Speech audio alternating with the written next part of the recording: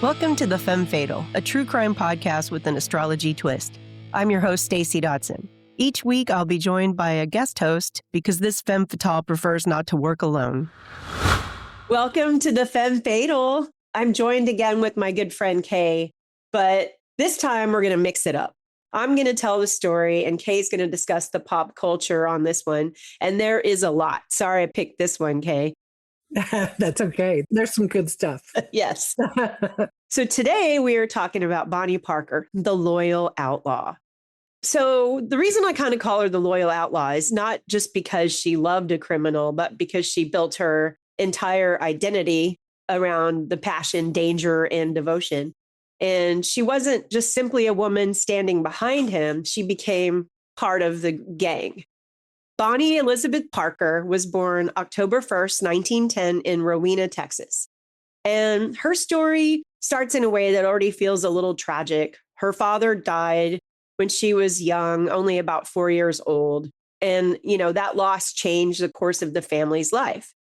After his death, Bonnie's mother, named Emma Parker, moved Bonnie and her two siblings, an older brother, Hubert Buster Parker, and a younger sister, Billy Parker, to Cement City in West Dallas, which was a rough working class neighborhood. And her mom, Emma, she worked really hard to keep the family afloat. She took odd jobs, seamstress, whatever she could to support the children.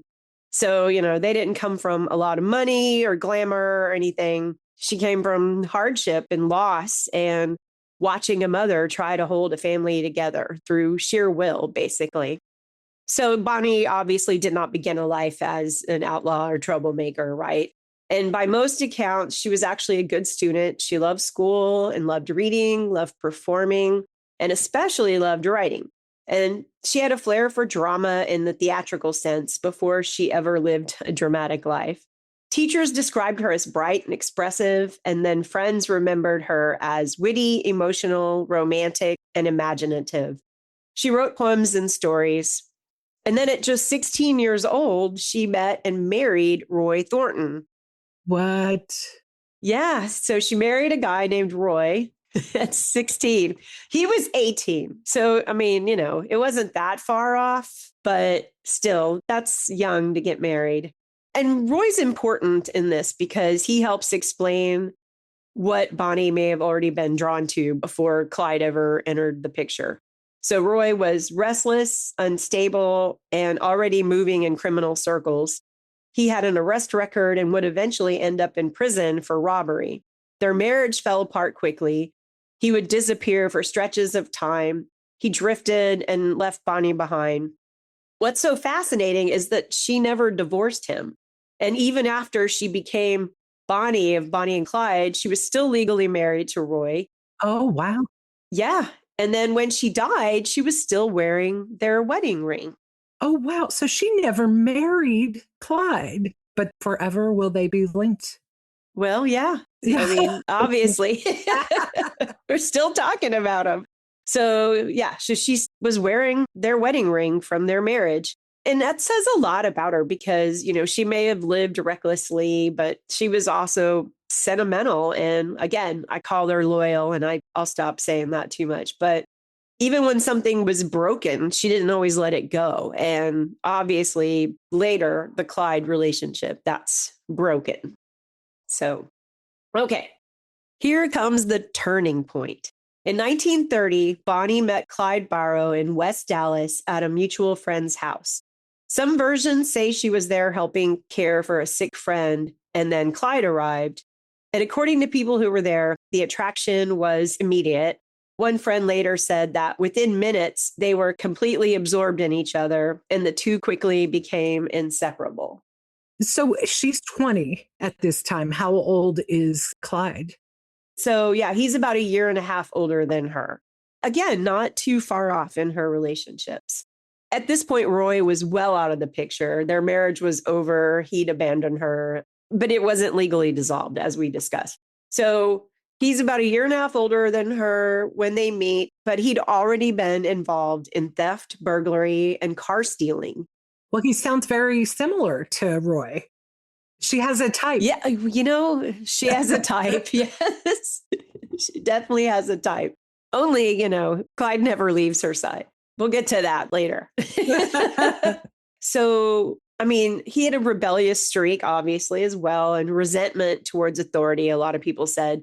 I mean, I don't know. I guess to her, he was excitement and, escape from boring. Like she probably was just, I don't know what she was doing. That would be interesting to know between Roy and Clyde. How did she make a living?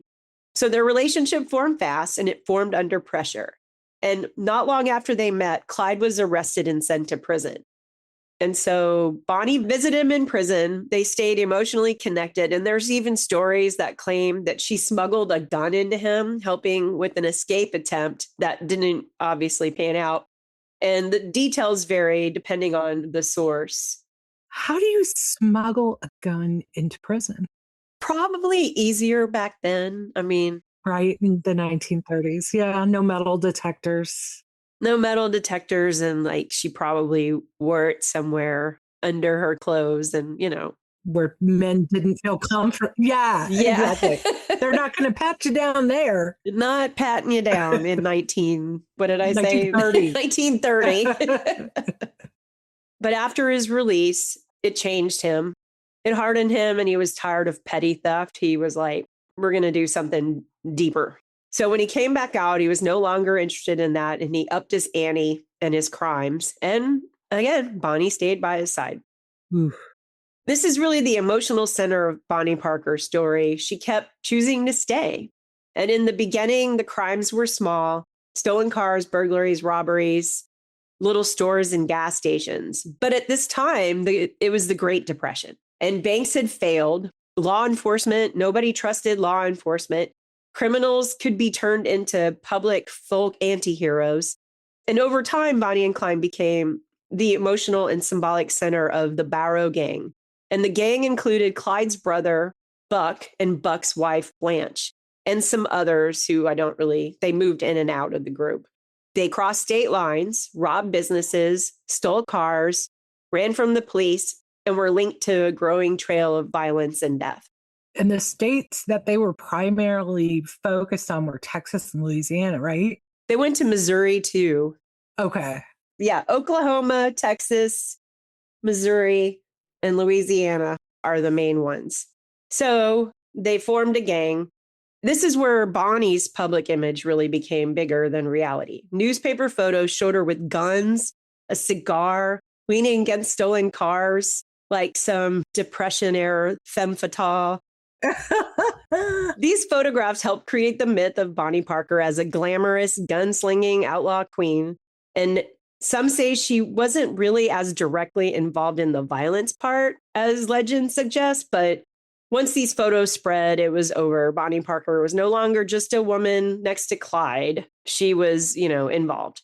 So at that time, we already talked about how people didn't trust banks. They lost money. And so it's like public opinion was divided. Some people were horrified by their behavior and other people were fascinated. And some even admired that in that dangerous way. Well, like we talk about, like, okay, you can't look at a car crash, but how you and I've talked about many times about people that marry people in prison and stuff like that. They had fans and encouragement and stuff from people. Back then in the 30s, the mafia was huge. People were obsessed with Al Capone and outlaws were really popular people. Yeah. Plus, if you rob a bank and someone feels like the bank took all their money, you're going to be like, yeah, show it to that bank. Yeah. So on April 19th, 1932, in Kaufman, Texas, Bonnie was arrested after a failed break-in at a hardware store connected to an attempt to steal weapons. And she spent about 2 months in jail while authorities tried to decide what they could actually charge her with. A grand jury eventually declined to indict her, and so she was released after a short time in jail. Now, it matters because it gives you a glimpse of what Bonnie was not just a fugitive, but back to her writing skills, from when she was younger. She wrote a bunch of poems and verses in her stint in jail.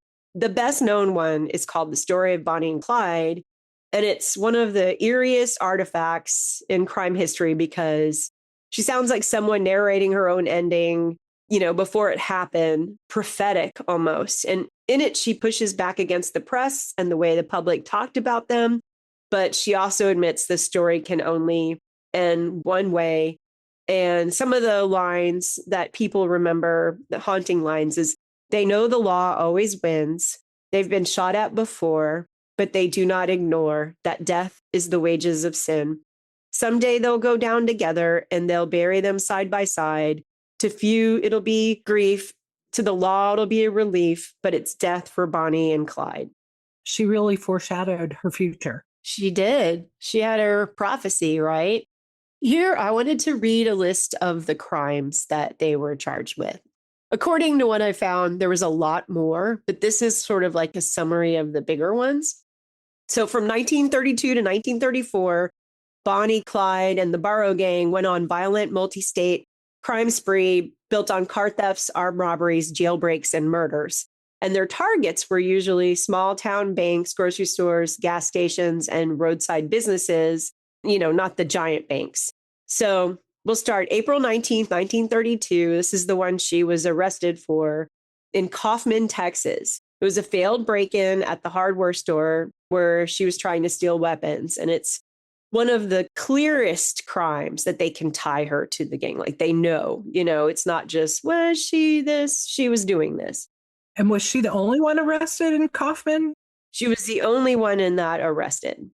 So April 30th, 1932, Hillsborough. Well, obviously she was not involved with this one because she was, now that I read it, I'm like, she was in jail. Hillsborough, Texas, during a robbery, store owner J.N. Butcher was shot and killed. And this is the gang's first murder. And it was due to a holdup. On August 5th, in 1932, Stringtown, Oklahoma, Clyde and Raymond Hilton, who was, I guess, one of the revolving gang members at the time, opened fire on a lawman, killing Deputy Eugene Seymour and wounding Sheriff C.G. Maxwell. Now, late 1932, the gang kept moving through Texas and neighboring states, pulling off a string of service station robberies, store holdups, and stolen car getaways. On Christmas Day, 1932, in Temple, Texas, Clyde and the gang stole a car and killed Doyle Johnson. So they carjacked him and killed him. He was a citizen, not a cop. Yeah, it was just off the highway, one of their off the highway crimes. January 6, 1933, in Tarrant County, Texas, there was a police trap for them. They got away, but in it, they killed Deputy Malcolm Davis.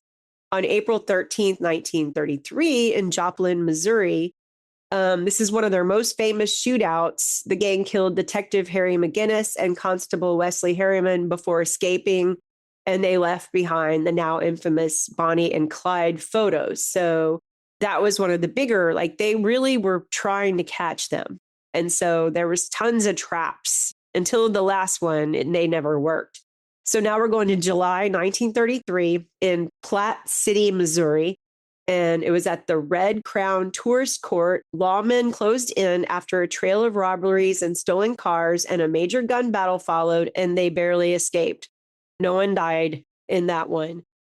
November 1933, near Grand Prairie, Texas, Bonnie and Clyde escaped another police trap, then carjacked a man on the highway and stole his car.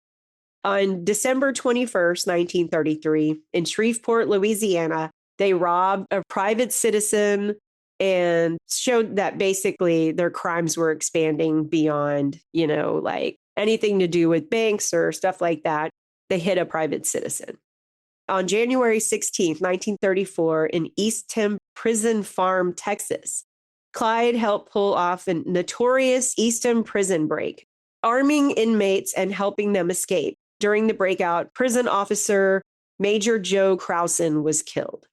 So they had a prison break. They broke someone out of prison.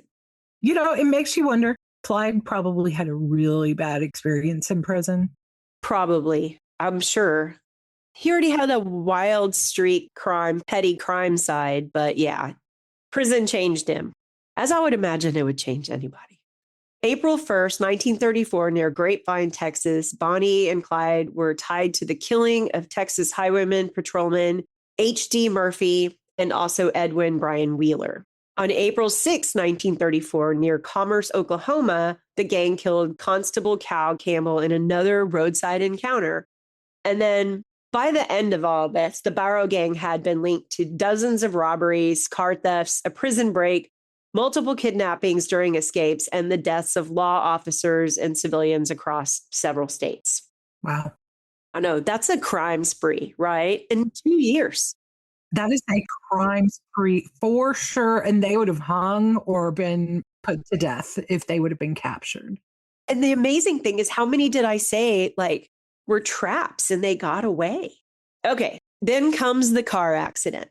In June 1933, while hiding out near Wellington, Texas, Clyde was driving a stolen car at night and failed to see that a bridge had been washed out. And the car plunged off the broken edge into a dry creek bed. During the crash, the battery broke loose and spilled acid, which soaked Bonnie's right leg. The burns were catastrophic, not just painful catastrophic. The flesh was badly damaged. And because they were fugitives, they could not exactly take her to the hospital.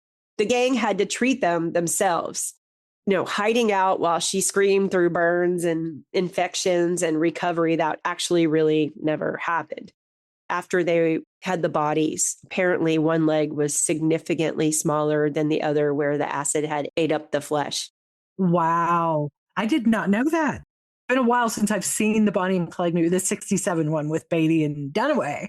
I don't remember if they did that in there. I don't think they talked about the acid. So basically, from that point on, she was physically changed, impaired. She couldn't walk normally. She often had to hop and limp. Now, what I haven't mentioned, I saved it for now, is even though she seemed larger than life, wielding guns in all the photos, she was only 4 feet 11 and 90 pounds. Oh my God. Yeah, so she was a tiny, tiny girl. And witnesses say later, and I've seen a couple pictures, Clyde would literally pick her up and carry her doing this stuff. So he would carry her from place to place, going to safe houses, into the car chase, you know what I mean? All this stuff. Heading to the end of their story. Sad truth was Bonnie was a very injured lady and still chose to keep going. Wow. She had to be living in extreme pain all the time. Right? Unless they found some good painkillers for her. Maybe she was high. Maybe she was drunk all the time. So how tough was she? She was a tough little woman. Okay, so by 1934, law enforcement had enough. How many times have they tried and failed to stop this, right? So local law enforcement, they were just determined to end it. Oh, and at the same time, which I'm going to just mention, but I don't really tap into, the FBI had an investigation going on all the car thefts. So they were really focusing on that. But why not the murders? I don't know. Odd. Okay. Well, I mean, there probably was in that, but there was a strong car theft case that they were working on them. So like I said, by 1934, local law enforcement was like, this is crap. We got to end this, right? So they brought in the Texas Rangers, specifically Frank Hamer. And Frank Hamer was not just some random officer who got lucky in this. He was already a legendary Texas lawman long before Bonnie and Clyde. He was born in 1884 in Texas, and he built his reputation as a tough, relentless tracker. And he had spent years working on difficult and violent cases. And he was known for his patience and fieldcraft and quiet persistence. It made him super dangerous to fugitives. He actually wasn't serving as a Texas Ranger at his time. So he was more like a consultant. They brought him in because they were like, we need the best, right? So by the time he was hunting down Bonnie and Clyde, it was May 1934. He had just been brought in, like I said, consultant. So the end came on May 23rd, 1934, on a rural road in Bienville, Paris, Louisiana. And so officers were waiting in ambush when Bonnie and Clyde drove into the trap, and the lawman just opened fire almost immediately. The car was shredded with bullets, and Bonnie and Clyde were instantly killed in the car where they sat when she was only 23 years old at the time. Were they the only two that were killed in that? They were the only two. So the other officers that carried out the ambush, some names I found were like Manny Galt, Bob Alcorn, Ted Hinton, Henderson Jordan, and Prentice Oakley. All of them were from Texas and Louisiana. But I couldn't find a full roster, but apparently there was a significant group of people like, we're catching them this time. Yeah. Even in death, the story didn't become quieter, it became louder. Crowds gathered almost instantly. People wanted to see the car, the bodies, and the proof that the crime spree had really ended. Their deaths became a spectacle. Their bullet-riddled car became a morbid attraction, and it still is today. You can see it in Prim, Nevada. It's like a museum type exhibit. Yeah, it is. So also reportedly, people were there trying to take things from the scene. Like it got swarmed by people. So remember in her poem, she mentioned that they would be buried side by side. Well, her mother, Emma, refused. She blamed Clyde for the life Bonnie had lived and for the way it had ended. And so she would not allow Bonnie's body to be buried beside him. And so the two most famous lovers in American crime mythology were separated in death. Bonnie's funeral drew heavy attention. Large crowds came to pay respects, stare, mourn, and just to be part of the media circus, right? Bonnie is buried at Crown Hill Memorial Park in Dallas, Texas, and Clyde is buried in Western Heights Cemetery in Dallas, Texas. So they're both in Dallas, just not next to each other. She definitely wasn't the mastermind. I think Clyde was the mastermind of everything, but I don't know, who knows? Maybe she never murdered anyone. They say she was more on the theft side or whatever, but she was still, a partner and all that. She's still infamous. And she also wrote her own legend. She pretty much wrote her own obituary. Yeah. That's my story of Bonnie Parker. I love it. Can you believe she was so teeny? He just carried her to crime scenes.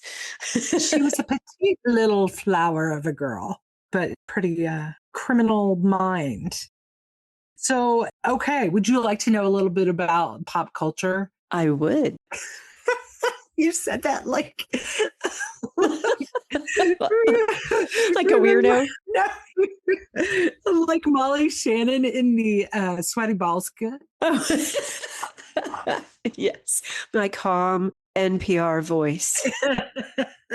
There is a ton of pop culture about Bonnie out there, Bonnie and Clyde, but it's a ton. So I've sifted through it. And first and foremost, Bonnie and Clyde, the movie that was released in 1967, starring Warren Beatty and Faye Dunaway, and they were gorgeous people. A lot of people might remember them for the Oscars a couple of years ago. They presented Best Picture. They gave it to La La Land, and it was supposed to go to Moonlight. Yeah. It was Warren Beatty. They did it together. And Faye Dunaway. They did it together. And they've had so much plastic surgery between them. I don't know why people don't just age gracefully. Yeah. Just age. Just age. You look weird. You do. So, that was a great movie, of course, but I discovered a new one I had not heard of. It was called The Highwaymen. It came out in 2019, starring Kevin Costner and Woody Harrelson, and they played the Texas Rangers. Kevin Costner was Frank Hamer, and Woody Harrelson was Manny Galt. They starred in it, and Kathy Bates also starred in it. She plays Governor Ma Ferguson of Texas. Did you know that before Ann Richards, there was one female governor of Texas?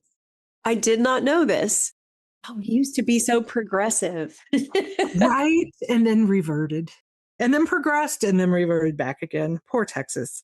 Oh, I got to go back, though, to the movie Bonnie and Clyde. So in that movie, you've got Faye Dunaway, you've got Warren Beatty. It also starred a very young Gene Hackman. And then a lady named Estelle Parsons played Blanche Barrow, the wife of Clyde Barrow's older brother. You might remember Estelle Parsons as Roseanne and Jackie's mom on Roseanne. Oh, yeah, I remember her. Okay. I didn't, when you said the name, I didn't know who it was, but I remember her. Yeah, so she was actually the only person to win an Oscar for that movie. She won Best Supporting Actress. She did. So Warren Beatty and Faye, neither one of them won. Did it win Best Picture though? It won Best Cinematography and Best Supporting Actress, but it was nominated for like 10 awards. Okay. I want to say also that it was up against a lot of good movies that year. What was the one with Dustin Hoffman? The Tootsie? Graduate. Oh, The Graduate Tootsie. Tootsie was the 80s. That was way later. Yeah. So I want to see this movie, The Highwayman. It actually sounds pretty good. And it had a limited theatrical release. Apparently, it was like really hard to get this movie produced. And it was limited in movie release and then went to Netflix almost immediately. It wasn't critically acclaimed, but I still want to see it. Then we've got tons of music. Merle Haggard had a song in 1968 called The Legend of Bonnie Clyde, and Tammy Wynette, she also recorded that same song. Eminem had a song called 97 Bonnie and Clyde. It was about him and his daughter. Jay-Z and Beyonce had a song called Oh Three Bonnie and Clyde. That was on Jay-Z's album, The Blueprint 2, The Gift and the Curse. And then there was a ton of stuff on television. I think most notably was the Looney Tunes cartoon called Bunny and Claude. It was a parody of Bonnie and Clyde, and it portrayed them stealing carrots. So was it Bugs and Lola? I think it was Bugs and Lola, his little girlfriend, his little bunny girlfriend. There was also a television film from 1992 called Bonnie and Clyde, The True Story. And then, of course, The Simpsons. They, of course, did one too. Season 19, Love Springfieldian Style, and Marge and Homer played Bonnie and Clyde. There's also video games. Fallout New Vegas from 2010. Vicky and Vance are based on Bonnie and Clyde. And then Grand Theft Auto 6 has not come out yet. It's slated for November of 2026. But that one is supposed to be based on Bonnie and Clyde. So a lot of roadblocks and bullet-ridden cars, maybe. I don't know. Probably so. And the colloquial expression Bonnie and Clyde, or they're a modern day Bonnie and Clyde, that is often used to describe a couple that is very loyal to one another and will go to the ends of the earth for each other, even committing crime. Thought this was interesting. It's synonymous with the slang phrase ride or die. Ah, I like that. Ride or die. Because that's like, you always say to people, you're my ride or die. Or I don't always say that. Like people say that when they're in love, like you're my ride or die. Right. So I'll wrap up pop culture with that. But we need to check out that movie with Woody Harrelson and Kevin Costner. Yeah, I'm going to watch that. I have Netflix. I can watch that. Okay, so I'm going to jump in on the end and do the astrology part. I'm going to be brief about her because I did something a little different. So Bonnie Parker, October 1st, 1910, her son's in Libra, and Libra is a sign of balance and partnership. It's relationship oriented, and it's the sign that defines itself through another person. And again, the sun is your overall personality. And so this fits Bonnie's story perfectly. Her identity became completely tied to Clyde. The Libra energy can be charming, romantic, and idealistic about love, but in its dark form, has codependency issues and especially weird codependency, loyalty to partners. It overrides personal judgment. And so her moon, her emotional side is in Cancer, and the Cancer moon energy is emotional, protective, and very attached to their loved ones.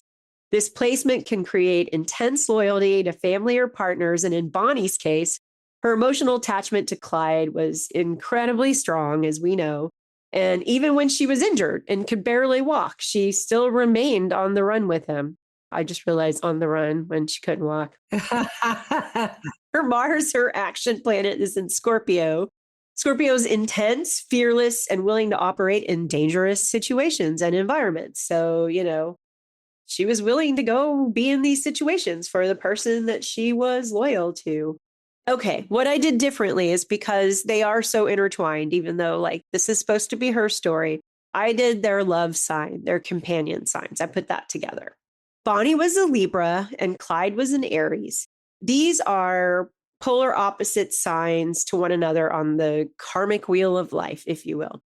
Libra is represented by the scales. It's balance. Like the name Libra is derived from equilibrium. Libras take time and they weigh all the options and they look at both sides of a situation and can relate to things on both sides.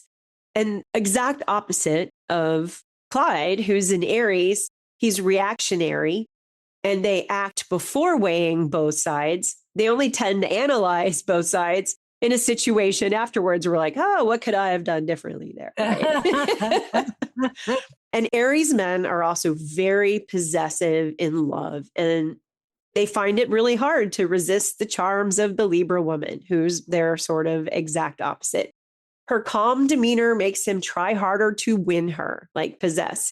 He wants to make her his, and her smile makes him melt like a snowman in July. Bonnie must have seen this behavior and spontaneity in Clyde, and she accepted him and knew what a life with him would entail because, you know, she was probably the person as a Libra that considered every option and chose to move forward. And she even sort of wrote about this in her story of Bonnie and Clyde, to seeing both sides. Here's what she wrote. There's lots of untruths to these write-ups. They're not so ruthless as that. Their nature is raw. They hate all law, stool pigeons, spotters, and rats. They call them cold-blooded killers. They say they are heartless and mean, but I say this with pride. I once knew Clyde when he was honest, upright, and clean. So she sees him like good and bad and chooses to stay. Here's the acceptance. They don't think they're tough or desperate. They know the law always wins. They've been shot at before, but they do not ignore that death is the wages of sin. So she basically was ride or die. I'm staying by your side no matter what. And I do think she made that decision on her own. Oh, yeah. She made it back when she was in prison. Back in, she was writing that in yeah. jail. Yeah. I hope I did her justice in focusing on her, you know, a little bit more because it's hard. I mean, they're inseparable. It's hard not to talk about both of them and what he did, you know, so. Yeah. Well, thanks, Stacey. That was fun. Thank you so much for doing this again. You're a regular. I'm a regular. Hey, cheers. Cheers. It's Friday night. Oh, thank God. Thanks for joining us on the Femme Fatal. And as always, I'll put links into some of the things we discussed. Probably not all the songs because there's a lot of them, but I'll make a playlist on Spotify and I'll put all the songs in there and link to that playlist. But yeah, so thanks. And Kay's a regular now. So this is what, number 3? Woohoo! Number 3, but I didn't tell the story this time. I'm excited. I got to tell the story this time. Okay. Good night. Good night. The Femme Fatal, created and hosted by Stacey Dotson, produced by Mark Williams. Music by Marsha Yingling, Chad Shank, and Greg Loicano.